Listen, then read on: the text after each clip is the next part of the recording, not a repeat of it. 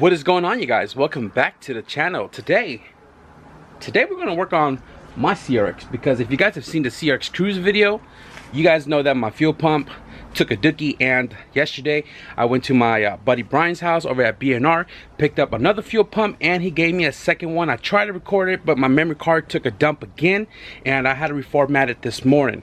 Had some pro tips from some of you guys to get a new memory card.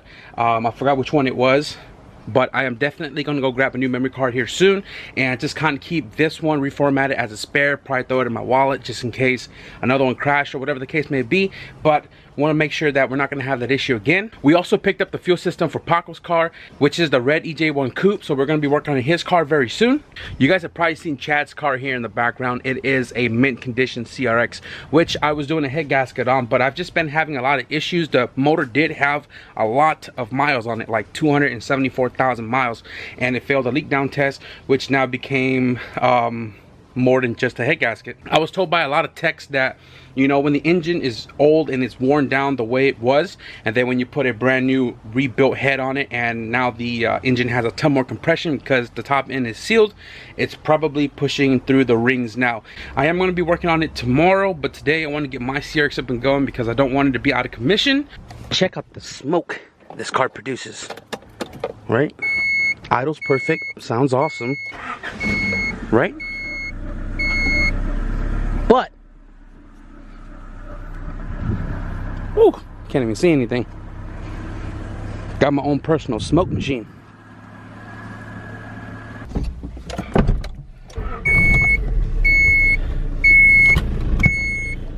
Go ahead and move this freight train off the driveway.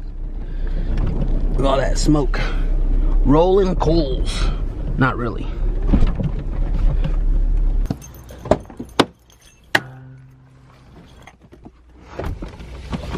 Oh, super hot.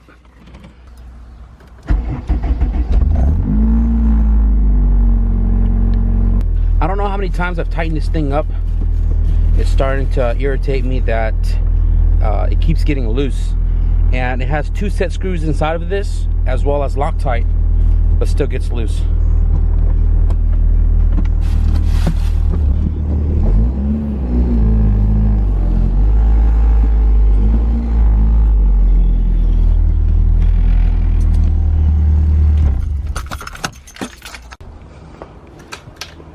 Let's check out this Eastside Engineering fuel pump once again. Big shout out to Christian and Thomas for you know, sticking around and helping me on the cruise when all of this had happened. And again, I can't thank Christian enough for being my savior that day, because who drives around with two extra fuel pumps? He does.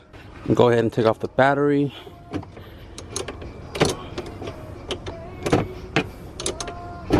I don't think I've mentioned it in the cruise video, but the car did catch on fire a little bit, or at least the fuel cell caught on fire a little bit, because we had a lot of fuel sitting on here. This was soaked in fuel when we were rigging this up, and I do run a relay system, and this is the power wire. So the power wire, I pulled it off, stuck it here, and somehow it found its way through. You can see it sparked right there, and then all of the gas on top caught on fire. But thanks to Christian's quick thinking, he was able to put it out. But it would have been a very terrible situation if the tank caught on fire. I had half tank. The top part of the fuel cell caught on fire, and luckily it didn't get inside, because if it did, honestly, I would have just let the car burn out and, you know, take my losses then. But, you know, shout out to Christian for sacrificing a little bit of his beard to put out the fire as quick as he did. So this right here is my fuel pump setup. This is the Fuelit 390, and this is the Fuelit fuel filter. So this right here sat on the driver's side frame rail in the rear, and this is the line that goes to the pump right here that feeds it all the way to the fuel rail. And this is what shut off of me. And granted, I've ran this for about 2 years now, had a lot of E85 through it, a lot of miles on it, and I did run it dry a few times. That's kind of how I know when the tank is empty, because the sending unit gets stuck on the anti-slosh, which makes my fuel gauge off right here. And the only way I'll know is when I step on the brakes, the pump runs dry because all the fuel went forward. And this tank doesn't have a baffle to keep fuel in the sump to ensure that this guy is always going to be running wet. So right here in the back, you can see there are two -10s. This 10 right here is what goes through the hole down there, right here, and then that 90s into the filter that feeds my fuel system. And because it was such a tight fit for us to try to loop this guy to go back into the other dash 10 that's capped off, Christian decided, you know what, we're just gonna zip tie it right here because it is the highest point of the tank, so it kind of acts like a breather, like this guy right here, and there shouldn't be any fuel coming out of this as long as my tank is running lower than the highest point of this hose.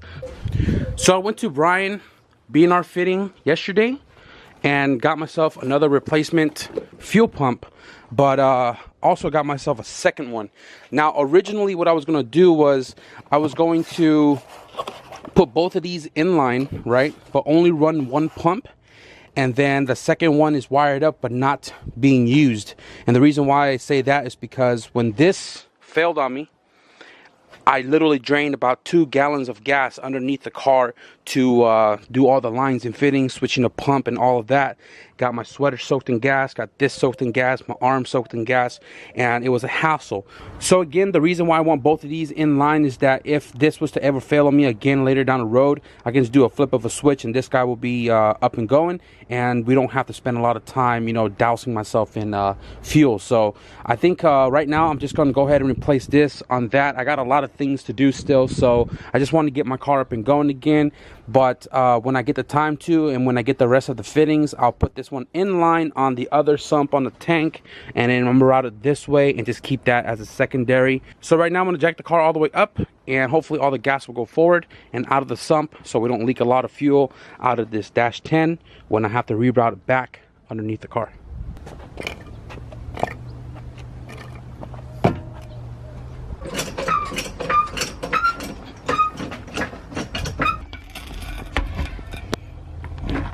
Dang it.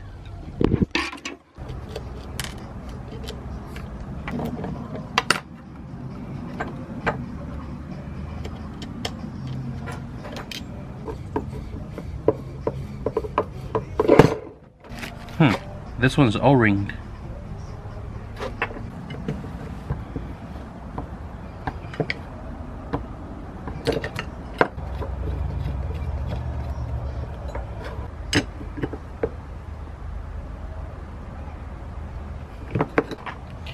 This one has a check valve right inside, opposed to this guy, which is straight through.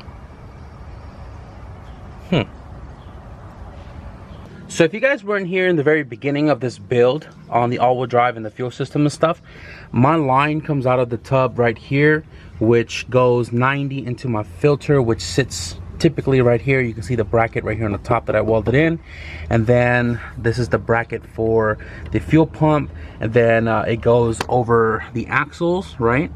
And then you can see the feed line right there that's going into the trunk. So my fuel system is pretty simple. It's all accessible from right here, but it was kind of complicated when everything had happened up in the mountain because we didn't have a jack. We didn't have you know, the car up high enough for my big arms to get underneath, but we were able to get everything you know, out from outside of the car, underneath the car. It was enough space. My ground is on the 10mm bolt right here to the chassis. This right here goes straight into the frame. It is all welded up, so it is getting a good ground contact point. So I'm gonna go ahead and simply bolt these guys back up, and then we'll pull the line through.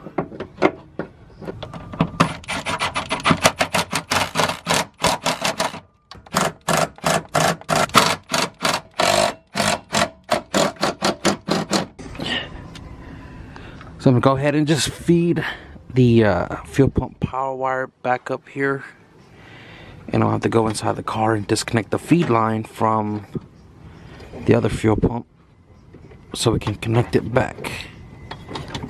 So if you guys saw the video where my car died the second time, this is what happened the second time the car died on me in the mountains. So this power wire got, I don't know if it got hot or it was just cheap.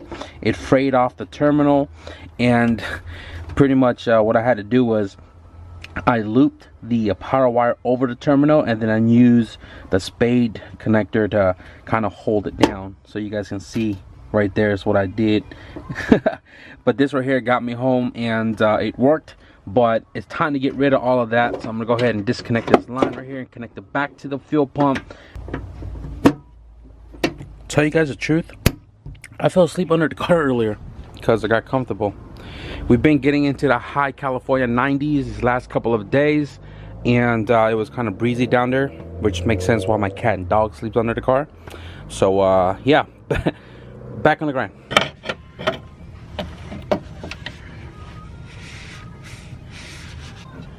AN lines are tapered for a reason.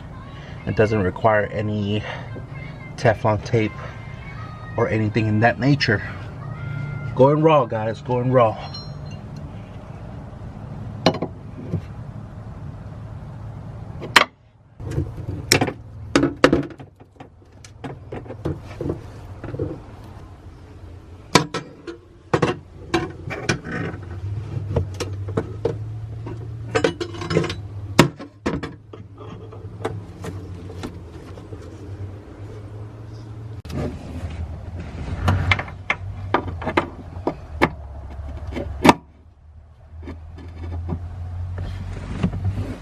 I feel like it is going to dump a lot of fuel right here, but let's try this.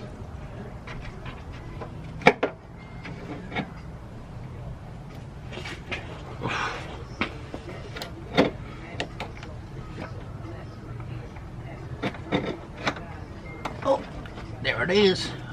Oh shit. Oh shit. Come on, twist. Oh shit, it's going down my arm into my armpit. What the fuck? Not shabby.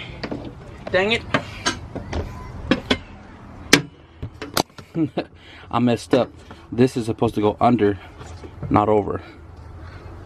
On my shirt, doused in gasoline, so I came up with a temporary solution. Check this out. I got an aluminum -10 bung with a rubber cap on it to prevent it from leaking, and I think that'll help me get this looped under that bracket. So I got everything buttoned up, and all the relay wiring are done back in the original spot, and I'm gonna go ahead and try to see if everything works out before we wrap it up.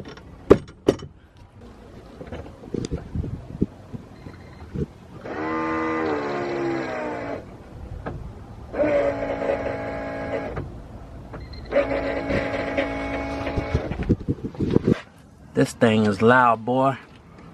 Make sure we ain't got no leaks.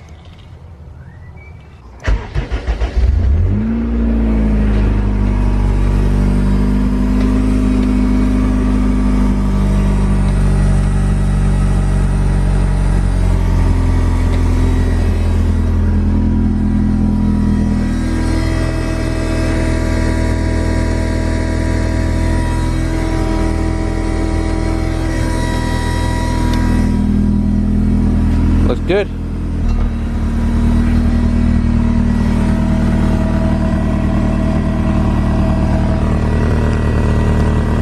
Damn it, boy. I got a nice size hole right there. So I decided to take off my exhaust because I was trying to weld it and it just kept breaking through. So I'm gonna have to patch it because it does sound ugly. Look at that. Ugh, it's nasty. So here's a funny fact. This is the exhaust system that's on the CRX, right? The outlet is 3. This is 2.5. And I guess when I built this exhaust system, I thought this was 2.5, right? But I had a hunch that this was 2.25. And today, we just confirmed that this exhaust system is 2.25. This car did make 452 horsepower, and it was kind of congested. Like, boost wouldn't come in until like maybe 5,000 plus before it comes in super hard. And I think this exhaust system was kind of like the culprit of why the car wasn't like hitting boost as hard as it should have with the turbo that I had. But for sure, most definitely, when I do the new motor in the car, I am going to go full 3-inch on it, so that way we can turn it up and have no type of a lag whatsoever, and pretty much just like let it breathe. Because I do have a full 3-inch exhaust system in the backyard off the CRX when it was front wheel drive, but if I have to, I'm gonna chop it up. If not, if I can find some material, I'll just build a whole new custom exhaust system. But funny thing is, this was a patch piece before. Like, I patched it before, I raised the car up, drove the car stock height for a little while, and then I wanted to lower the car back because I've been wanting to take the CRX like on the back roads and stuff, and I don't think it was practical to be like, you know, stock height. So I lowered it back knowing that this was going to happen, and after that cruise we just did, it literally dug a hole through the plate and caused this ginormous hole to give me an exhaust leak. So I'm gonna go ahead and just patch that up and put this guy back on.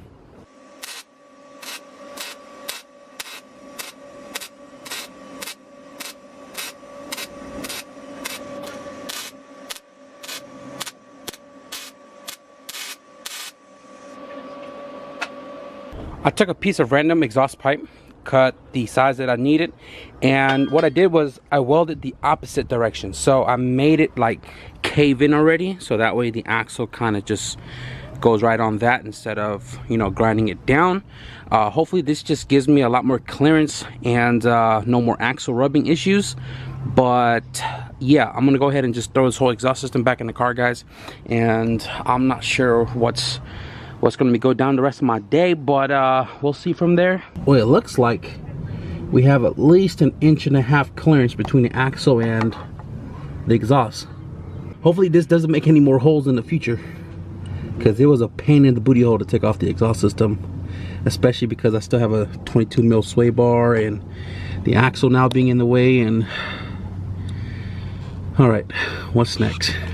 All right, guys, so before I move my CRX here off the driveway, I gotta change this breather hose, because this is a straight push lock, and this hose makes a big ass U, so it doesn't even like make it into the rear board here, so it kind of dumps like the fume in the car. You can see that. And I think with the 90 it'll give it a little bit more slack, since I don't have any more like hoses. So I'm gonna change this straight right here for a 90 in hopes of getting this sticking more into the hole so we don't get all the gas fume in the car. Again, big shout out to Brian at B&R Fitting, because when I made the trip out there last time, he actually gave me that fitting and I just haven't put it on yet. So it just seems like it's the right time to do it now, so we can get all that gas smell out of the car. Oh man, we got so much more slack. Look at that.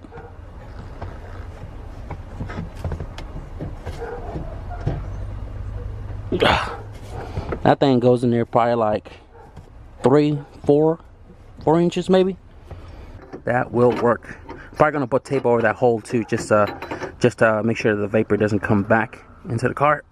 All right, guys, so we are pretty much wrapped up for today. I procrastinated all day, man. I went under the car, got comfortable, went to sleep. I was on my phone a lot today because the heat made me not want to work on the car, but we were able to get the fuel pump reinstalled back into the CRX. It's up and running. I don't smell as much fuel anymore now that the hose is exiting the chassis instead of sitting inside the car and then, you know, gassing me out.